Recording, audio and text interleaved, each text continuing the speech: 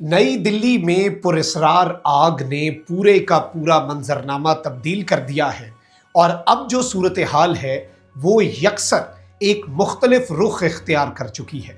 एक जानिब आबनाए हुरमज में भारत की तरफ जाने वाला बहरी जहाज IRGC का निशाना बनता है, उसे समुंदर बुर्द किया जाता है, तो वहीं दूसरी जानिब अब भारत में ये डेवलपमेंट्स जो सामने आ रही हैं, अब यूं लग रहा है कि मशरिक़े वुस्ता की जंग भारत के दरवाजे पर आकर दस्तक दे रही है।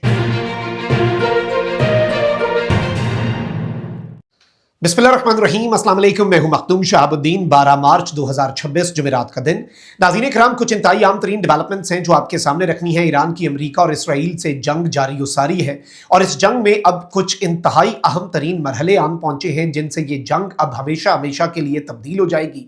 एक तो मशरिक़े वुस्ता के ममालिक अब इस जंग का बाज़ाब्ता हिस्सा बनने के बहुत करीब पहुंचते जा रहे हैं, क्योंकि ईरान की नई पॉलिसी के तहत अब एक तो यह है कि मिडिल ईस्ट में ऑयल की जो फैसिलिटीज हैं वो भी आज टारगेट है। फिर अमेरिका के बेसिस और इसराइल पर जो हमले हैं उनके हवाले से ईरान ने अपनी पॉलिसी तब्दील कर दी हुई है कि भाई अब हम रिएक्शनरी हमला नहीं करेंगे कि हम पर एक हमले की पूरी एक वेव हुई तो हम भी यहां से वेव लॉन्च कर दें, अब हम कॉन्टिन्यूअस हमले करेंगे।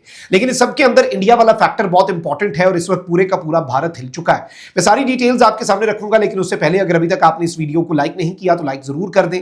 आपको मालूम है कि हमारे चैनल को भारत, अफगानिस्तान और पाकिस्तान मुखालिफ मुतअद्दिद अकाउंट्स जो हैं उनकी तरफ से रिपोर्ट किया जाता है। इस रिपोर्टिंग का असर जाहिर करना आपके हाथ में है। इस वीडियो को लाइक करें, एक के बजाय ज्यादा से ज्यादा कमेंट्स करें और अगर हो सके तो इस वीडियो को आपने मुख्तलिफ व्हाट्सएप ग्रुप्स जो हैं उनमें शेयर भी करना है।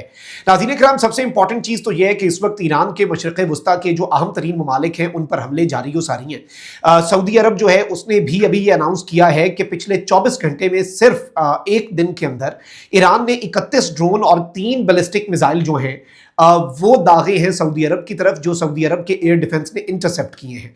वहीं दूसरी तरफ ईरान जो है उसने अब इसराइल के ऊपर अपने हमलों की इंटेंसिटी और फ्रीक्वेंसी दोनों बढ़ा दी है।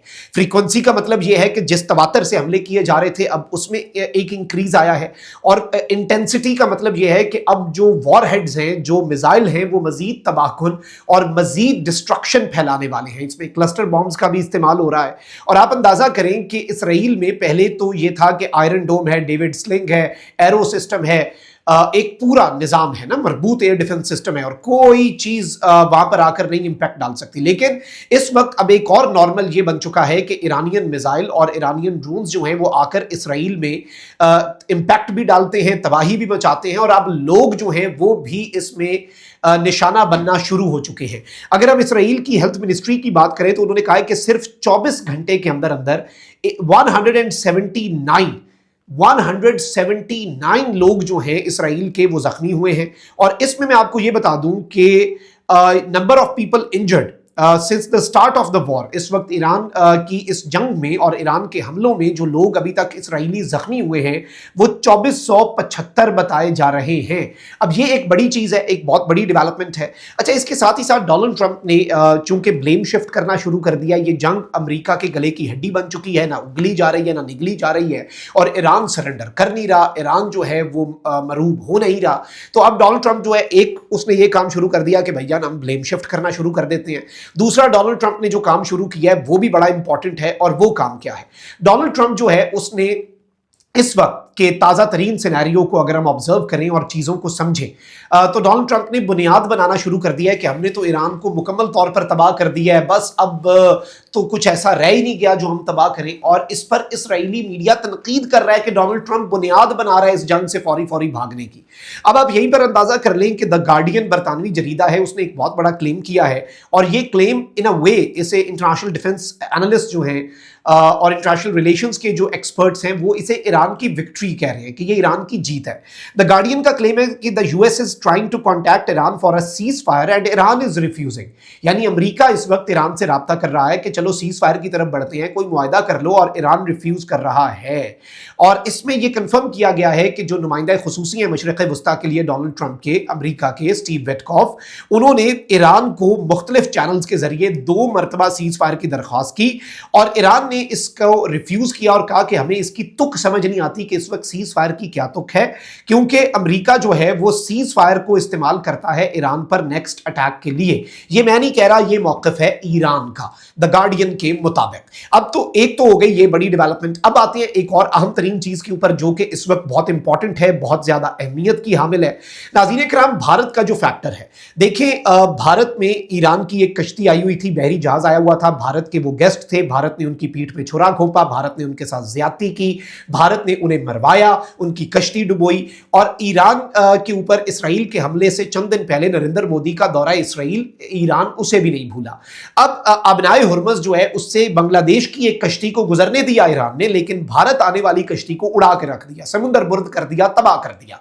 अब ये जो तबाह किया है ईरान ने, ये कोई छोटा मोटा इंसिडेंट नहीं है। इंडियन मीडिया अब ये कह रहा है कि हम तो दोस्त मुल्क थे, हमारे मुल्क आने वाली कश्ती को, कार्गो शिप को आपने हिट कर दिया, इंडिया अब साइड लाइंस पर नहीं बैठ सकता, इंडिया अब अलग से नहीं बैठ सकता। अच्छा, एक और चीज याद रखिएगा कि अगर ईरान ये कह रहा है कि अब हम अमेरिका के बेसिस और इसराइल के बेसिस के अलावा इस खित्ते के अंदर मौजूद टेक कंपनीज को भी निशाना बनाएंगे, यानी गूगल, माइक्रोसॉफ्ट, अमेजॉन और इस तरह की जितनी कंपनीज हैं उनके डाटा सेंटर्स को भी, तो अब ईरान अपनी जंग का दायराकार बढ़ा रहा है। अब इंडिया और इसराइल की बहुत ही हैवी किस्म की कॉपरेशन और कोलैबोरेशन आपको पता है डिफेंस सेक्टर के अंदर है। पाकिस्तान के खिलाफ जंग के अंदर भी इंडिया ने इसराइली ड्रोन्स का इस्तेमाल किया, पाकिस्तान ने गिराया भी उनका एक बड़ा वाला, जो सबसे बड़ा वाला ड्रोन होता है। तो इंडिया जो है वो इसराइल के साथ जिस तरह की कॉपरेशन लेकर चल रहा है, और इनके मुख्तलिफ प्लांट्स भी हैं, इन्होंने ज्वाइंट प्रोडक्शन फैसिलिटीज भी लगाई हुई है, वो हर मुल्क लगाता है, पाकिस्तान और चाइना ने भी लगाई हुई है, पाकिस्तान और तुर्की ने भी लगाई हुई है। इंडिया की अब डिफेंस कॉपरेशन इसराइल के साथ है, तो इंडिया ने उनके साथ ज्वाइंट प्लांट तो लगाने हैं। अब इसमें खबर क्या हुई चली, पहले मैं आपको ये बता देता हूं कि दिल्ली का उत्तम नगर जो है वहां पर एक फिश मार्केट जो है, मछली बाजार जो होता है, उसमें आग लगती है मुबैना तौर पर। और इस आग में अब यह पता चला है कि शदीद तरीन शोले देखे गए और 400 स्लम्स, 400 झुग्गियां जो हैं वो basically they were reduce to ashes, वो राख का ढेर बन गए। और इस वक्त जो डेवलपमेंट है उसमें ये कंफर्म किया गया है कि फिश मार्केट और उसके नियर बाय जो स्लम्स हैं, आसपास की जो कच्ची आबादियां हैं, उन्हें इस आग ने अपनी लपेट में ले लिया और इसमें सैकड़ों लोग जो हैं वो निशाना बने, बहुत बड़े पैमाने पर नुकसान हुआ, लोगों के घर जल गए, जिन लोगों के पास घर नहीं है उनके आशियाने जल गए। और इसमें 400 के करीब लोग जो हैं, उनकी फैमिलीज जो हैं, 400 के करीब फैमिलीज जो हैं उन्हें नुकसान पहुंचा। बट इनिशियली इसमें रात को ये खबर चलाई गई, और अब ये भी एक पॉसिबिलिटी है, क्योंकि देखें ईरान के जितने ड्रोन्स इस वक्त मिडिल ईस्ट में भी जाकर लग रहे हैं ना, तो वो आगे पीछे भी हो जाता है, क्योंकि जैमिंग होती है, सिस्टम होता है, वो कहीं पर लगना होता है, कहीं पर आकर लग जाता है। इस आग के सोर्स के हवाले से कुछ लोगों ने सोशल मीडिया पर यह क्लेम शुरू कर दिया, और ये बात जो है ये इंडिया के अंदर से होना शुरू होगी कि ये तो कहीं ड्रोन हमला तो नहीं है। और इवन अभी ये न्यूज एक्स है, इंडिया की मीडिया आउटलेट है, इसने कहा कि fire eight India Israel drone factory in Delhi. क्या इंडिया और इसराइल की जो ज्वाइंट ड्रोन्स की फैक्ट्री है नई दिल्ली के अंदर, क्या उस पर आग लगी है? Government breaks silence on viral claim. पहले तो इन्होंने ये कंफर्म किया कि ये क्लेम बहुत ज्यादा वायरल है, इस क्लेम के ऊपर इस वक्त बहुत ज्यादा बात हो रही है, और इस वक्त पूरी दुनिया में इस क्लेम पे बात हो रही है। और फिर भारत ने, जाहिर बात है, इसकी तरदीद ही करनी थी इन ऑल केसेस। ये ऐसा ही होता है, मुल्क जो है वो यूजुअली इन सर्कमस्टांसेस में इसी तर्ज पर चीजें करते हैं। लेकिन अब आप इक्वेशन में डालें कि इंडिया आने वाली कश्ती को अबनाए हुर्मुज़ में IRGC का तबाह कर देना, इंडियन मीडिया का ये नारा लगाना कि now India can not remain on the side line, India side पे बैठ के नहीं देख सकता, अब इंडिया को इस मैदान में घुसना पड़ेगा। ये सारी की सारी चीजें जो हैं ये इंतहाई अहमियत की हामिल हैं, और इसे आप इग्नोर नहीं कर सकते। This is very big, very massive. Comment section में राय का इजहार जरूर कीजिएगा। अपना बहुत ख्याल रखिए। अल्लाह निगहबान। पाकिस्तान जिंदाबाद।